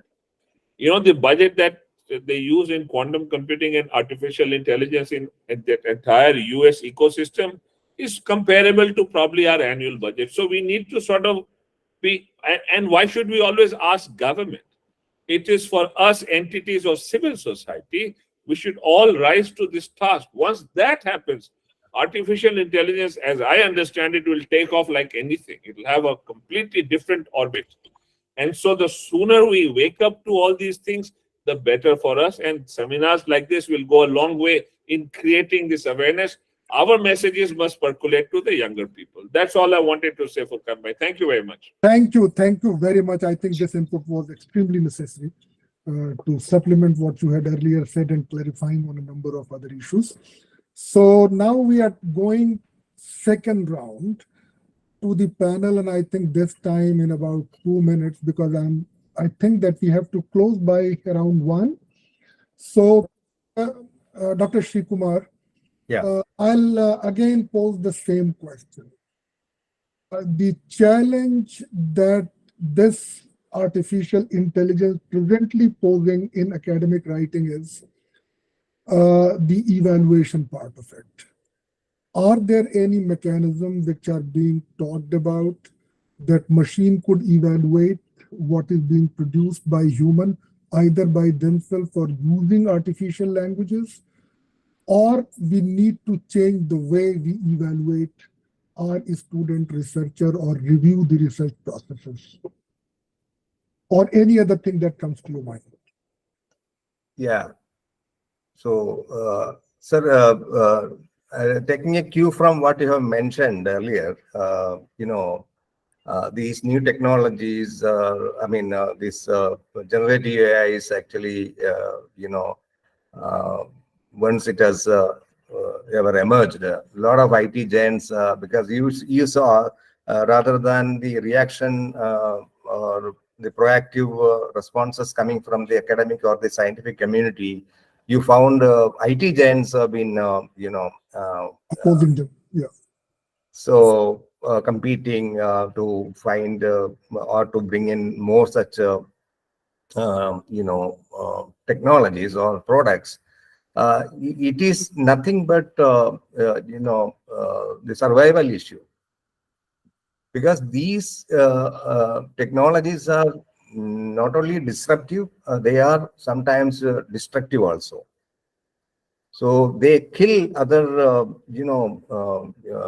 products or other, industry also, in case it is not being met properly. So that may be one of the reasons why all these other IT giants, like even Apple is now working on that. Google is very much working on that. So many other technology giants will start working on this because it is inevitable if they want to survive. There are no other options. So as of my knowledge, similarity checking or checking, I mean, on the assessment or quality analysis of all these, generative AI generated text or even illustrations for that matter, is not very much available at the moment. Maybe they are in the making. So we may have to wait for a little more time to see that. But I'm sure, these will emerge. These have to emerge because, science as well as communication in science is always progressive. And so is the case with the technology that is being, adopted and embraced by these communities. You can't stop it. So, but what I have learned, I have been listening so far, why this is more important for countries like India, which are non-native English language countries. It benefits the authors and writers substantially. So it can help the authors, especially as Rama was mentioning, the beginners. It can help amazingly, because beginners don't have a clue as to write a hypothesis or write a very interesting title for an article. So if you look at these kinds of tools and technologies, they come quite handy in helping the authors, especially the native authors, right through the entire life cycle of research, be it title, keywords, abstracts, introductions, materials and methods, results, conclusions, or even referencing. So I think it is really to be seen as actually a helping aid rather than to be seen as a threat to the community. Of course, there should be checks and balances. That also will definitely emerge as we pass by, because these are things that are natural offshoots of these kinds of technologies. So you just can't stop this current. So that is what I feel. Thank you. Thank you very much. Coming to you, Dr. Rama, I think you have taken a progressive view about this issue in IIM Bangalore, and therefore you want to embrace this technology. And I think it's the right approach. In any case, I read somewhere that the probability of a paper being read from title till end, maximum 10 people might be reading it. Most other people who cite a paper, they just read the abstract that is given there, or maybe they are taking a sentence from other people's researches. So even when artificial intelligence was not there, people were doing these kind of things. So human intelligence was doing this. So I think you are in a way very, very correct in that okay, facilitate people to do their systematic literature review, what has entered into the lexicon these days, and also other things. But yes, again, when it comes to reviewing a paper, when it comes to reviewing a thesis, the challenges remain. So do you have any protocol in place, or would you like to have any protocol in place? You're on mute, Rama. I muted because of the background noise. Okay, thank you, Professor. Actually, the whole concept of research, academic writing and all, if you place ethics as a core skill, I think everybody will be discouraged to do anything untoward or what is not expected for an ethical academic writing. So this cannot be true for all groups of researchers. So when you take, say, college students or students of MBA, doing assignments. We were actually talking in an orientation session. I am doing a company research on, say, Pidilite company or a Pidilite or a chemical industry. So we have actually demonstrated in the class that if I am asking for giving the financial ratios, and it's competitive intelligence and all that. The ChatGPT only just gave from what is available in public domain, and it actually suggested that you please consult these XYZ resources for going deep into it. Then when we actually questioned again for financial ratios 10 years ago and maybe of 2022, so it actually generated some financial ratios. When we checked with the annual reports, it was exactly not the same. So there is a tool called Perplexity or something which actually generates these faults, as Nabi has said. So as I said, like, the implementation of these tools at various level, when we have developed the, ethical research, like we have an institutional review board, which reviews proposals from the perspective of ethics. So if each of these each of our higher education institutes have, the institutional review board with members evaluating proposals and coming up with guidelines in terms of not only writing assignments in graduate studies, but also at doctoral level, and also at the level of faculty. So for instance, faculty writing papers will depend a lot on research associates for finding journal articles and writing review of literature. So that is, from that perspective, we thought we will be taking this tool called what is Scholarcy or Quillbot. So which immediately, like I put 1,000-word article, then it actually summarizes on 4 points, like what is the idea of research, what is the originality of the research, and what were the findings. I know that, as you said, most of us will only restrict to reading abstracts and not go beyond that. But there are AI tools which go much beyond than the abstract level. So there can't be any uniform policy or guidelines for every stage of researchers. So like for assignment writing, at least you insist on 3 citations and click on that. There are URL checkers, whether the URL is correct or not, it can be checked instantly. When we ask students to write projects, at least from the Google they take it, but at least the references from some subscribed library resources. And for first year and second year doctoral students, how to trigger research. So curiosity, I think, can generate ideas what is not available. So ChatGPT and AI gives what is available, so that cannot spark. So but from the available literature, how an AI tool can spark curiosity, that can be definitely ascertained. And as far as the writing of references and all are concerned, I think that can be a lateral part of it. But review of literature, identification of journals, or identification of databases where you get the data, I think artificial intelligence has a lot of potential. It has to do with how we come up with policies. And we do this, as Professor Dinesh said, that we should have surveys of asking people what is their experience, in writing research. So when I think the ethics is a personal resolution, and if you are, ethically, writing something, or if the ethics of research is core to your academic publishing, I think all these can be has a potential of overcoming it. I don't think ChatGPT have any negative implications until we engage with it in a rightful manner. Thank you. Thank you, Dr. Rama Patnaik. Coming to you, Nabi Hasan Saab, I think one question is already pending with you, that why are the technology companies themselves opposed to the idea of artificial intelligence, and they don't want artificial intelligence to go on as rapidly as possible, or any other issue that you may want to flag at this stage?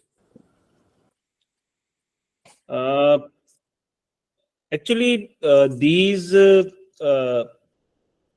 IT company people, I think it is important to note that the reasons are universal, and like ICT people may be fearing for many reasons, like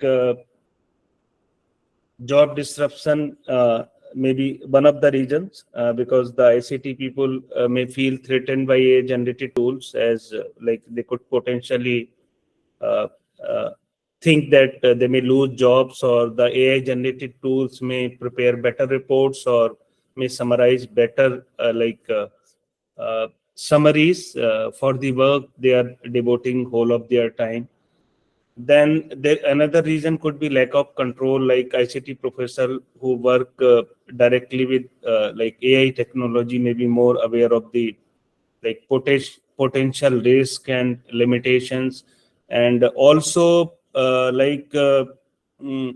many of the plagiarism support to like Turnitin. So I'm also checking with the Turnitin while I'm reviewing the paper for journals.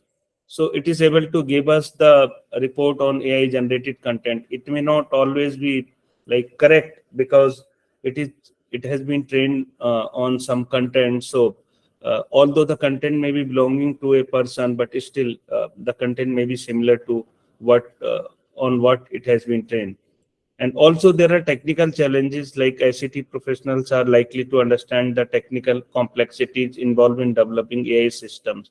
So like coding and other things, it is very good and very easy to generate through AI tools. And like these people may fear that if these AI generated tools are able to like generate codes for the website or for the other purposes, what will be the fate of their like jobs. Then there are ethical concerns as well, like ICT professionals are more likely to be familiar with ethical dilemmas posed by AI. For example, there are some of the cases filed as well against some of the AI sites. Please, those who are not speaking may mute themselves, or the admin may mute. For example, the author and the comedian Sarah Silverman, she has filed a case against OpenAI and Meta uh, for for alleged copyright infringement. The lawsuit claimed that the company's artificial intelligence models use their work in the training data without permission. So, in the legal sphere, one of the main points of discussion are questions of copyright when it comes to images, states, other forms of. So, like these technical guys understand that if these states, images, or other codes are easy generated by these AI tools, and if they are taking the help from these, they may be caught as well.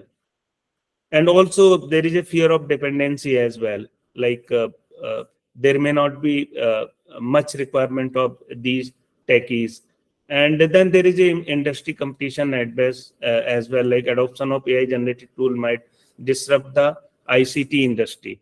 And on the other hand, when we talk about our academic people, so I think we are smart enough to like understand, like our professors, although they may not be checking the content written by their research scholar or their student by Turnitin or any other similarity software, maybe Drillbit, but they understand the nature of their student, the quality of their student, and on the basis of the content the student is bringing to them, they are able to easily understand and I mean able to like make a decision that these contents may not be belonging to their students.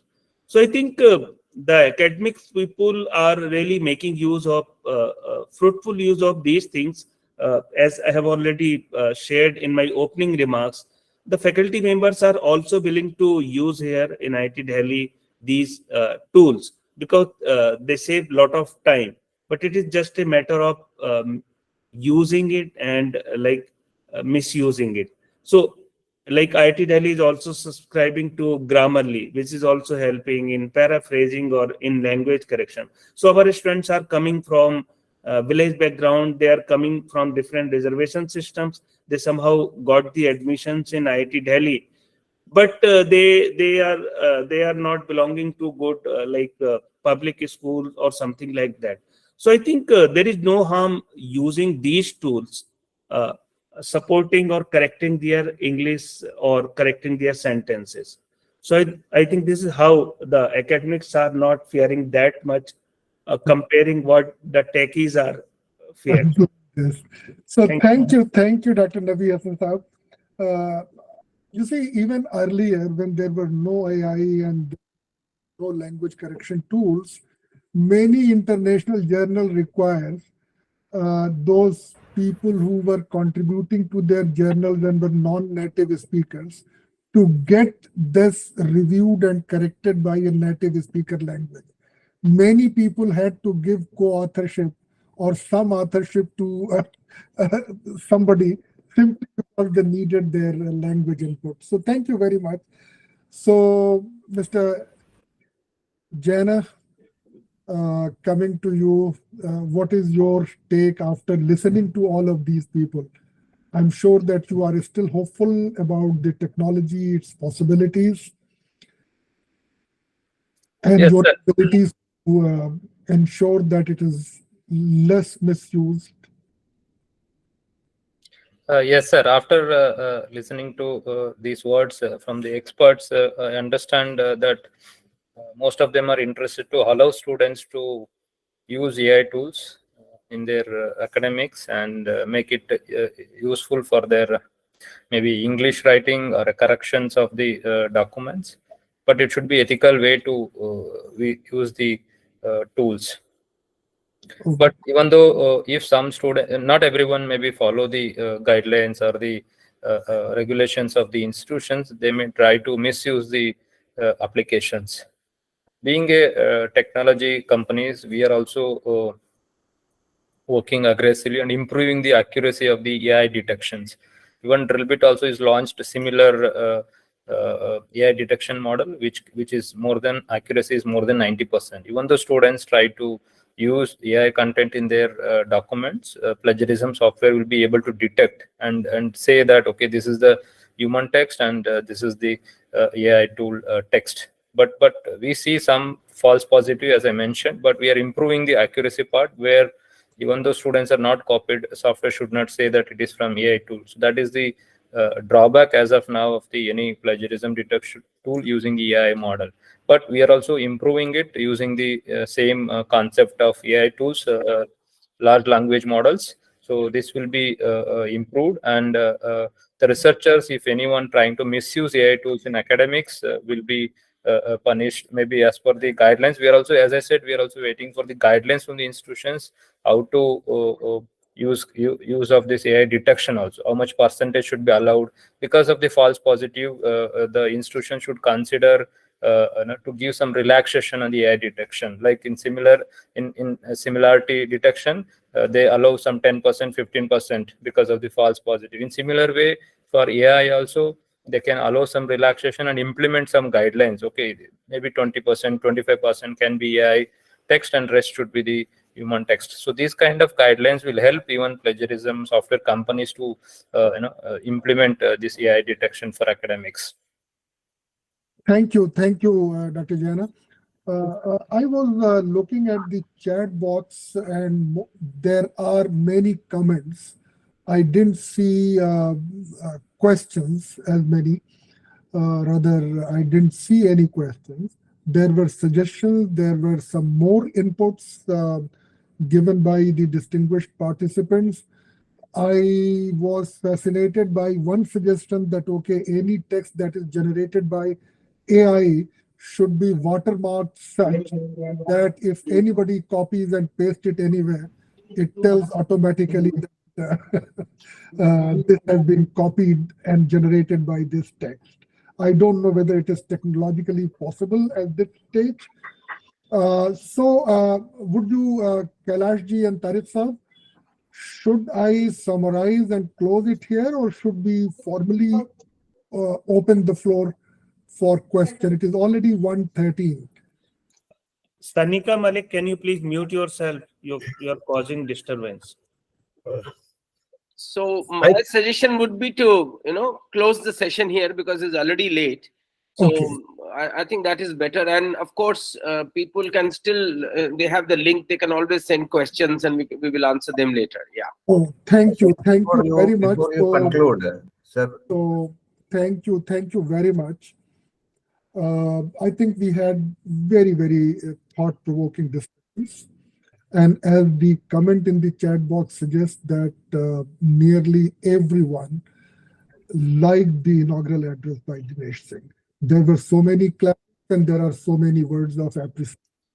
He is not here, but I think one of us would communicate this to him, that his lecture, his speech, his talk was very much appreciated.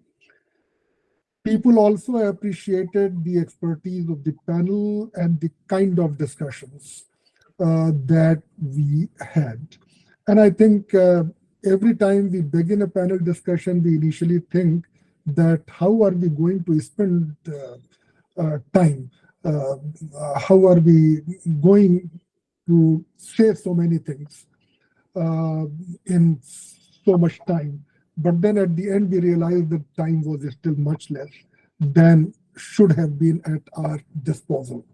I think while I was moderating the discussion and asking questions, seeking clarification for you, I was giving my ideas.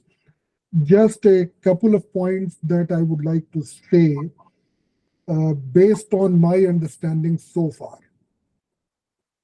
Professor Dinesh Singh in his lecture said that the GPT-4 even hallucinates, meaning it sometimes goes on guessing and giving any kind of answer.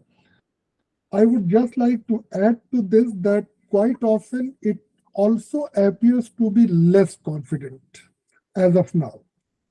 Say, for example, if you give it some data and ask it to develop a model and to predict. I tried it just on one thing, that gave it 10 years data on higher education enrollment, gave it the data on the CAGR at which the enrollment is increasing, gave them the target which the NEP is presenting. And I posed the question that how much time do you think it will take to reach that gross enrollment ratios goal of 50% with this CAGR in the enrollment? First answer, correct answer, which matched with the Excel calculation that we had done on our model. Then we said that regenerate the response. It gave another answer, and that answer was totally different than the first answer. That shows that the student was not confident about the way, otherwise it could have simply said that I have given you the calculations and that is the correct answer. Press the button third time, altogether different answer and the wrong answer. So to me it appears that it is not also is still as confident, but people say that as they train more, they are going to become better. Second thing, I think it came out from the Rama in his second round, that you see technological solution to ethical issues. That is what we have been doing so far. So all those anti-plagiarism softwares are built around that we will be able to address this ethical issue. But I think we still do not have a foolproof solution to this. So solution to ethical issues would lie in the ethical conduct of faculty, of researcher, of librarian, and of all professionals. Third thing is that in addition to the existing challenges of evaluation assessment, I think one of you answered, I think Dr. Nabi Hasan answered, that students are known to their teachers, but that happens when the class size are controlled, when the student-teacher ratios are reasonable. But when you are in a university where nearly 80% of the students never come to the class because the classroom cannot accommodate them, and when you have a centralized university or when you have a CUET kind of testing where large number of people appear, so evaluation are also done by machines.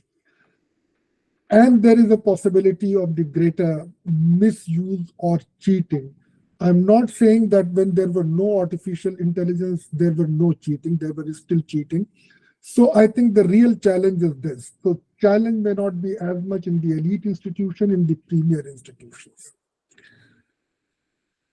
One last thing that I would say, that increasingly I'm seeing a generational gap or generational change over time. For example, when people of our age, we were students, our focus was on retention of knowledge, because retrieval was an expensive process. Going to a library, spending time in the library, finding the book, not being sure that you will find the book again so easily in the shelf. So reading them and retaining those knowledge, and when we were taking notes, then there was also some retention in the mind. Then came the photocopying technology. Then we found something interesting. We just made photocopy that, okay, we will read it later on, and then we will retain. Quite often it never happened that we read them. And even the retrieval was difficult. Today, the retrieval has become very, very easy. It's also a repetitive process, and many students sometimes have a feeling, and including research scholars and teachers, have this feeling that why retain knowledge when you can retrieve it at a click of a few buttons or by moving your fingers. And therefore, their ability to retain knowledge is getting shrinking. I don't think that this will be something good. For example, if today you all could speak, or if Dinesh Singh could give lecture, that was based on the knowledge that he had retained, had gained over time and had retained. You all could speak based on the knowledge that you retained. None of you were all the time trying to retrieve the knowledge. So maybe for some research input that was extremely useful, but then for a large part of the job that we do, I think the retention is important. So I think let this technology not numb our faculties of learning and retention of knowledge, in the hope that, okay, everything is available and whenever we want, we can retrieve it. If we do that, then I think we will usher in the rule of technology much more quickly than the rule of the human beings. So I think I'll conclude here, and then we'll hand over to whom? To Kailashji or to Tariq Saab to carry the rest of the process? Thank you.